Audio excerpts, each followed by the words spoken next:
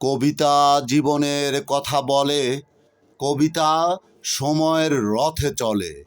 শুদ্ধ কবি ও কবিতা নিপীড়িত জনতার বলিষ্ঠ কণ্ঠস্বর। ক্ষমা একটি মহৎ গুণ, জানি এবং মানি। তাই বলে বাচালদের বারবার করলে ক্ষমা অবশেষে নিজেরই হয় যে মানহানি। সুপ্রিয় দর্শক শ্রোতা, আপনাদের জন্য আমার এবারের নিবেদন সমসাময়িক প্রেক্ষাপটের আলোকে লেখা একটি কবিতা। কবিতাটির শিরোনাম খুনির ছেলের বড় গলা।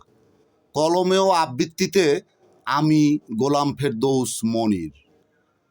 পাগলা পাটোয়ারি গেল, ভণ্ড হামজা এলো, এবার খুনির ছেলে রাশেদ প্রধান কি বলল?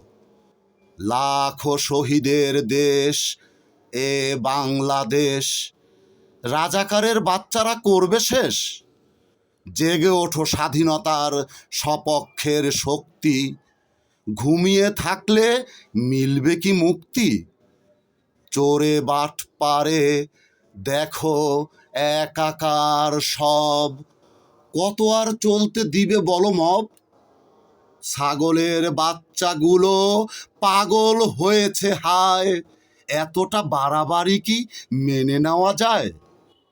দ্রোহের আগুনে জ্বলে ওঠো সবে, অমানুষগুলো পাগলামি থামাবে তবে। সকলকে অসংখ্য সাধুবাদ ও বিপ্লবী অভিনন্দন অবিরাম।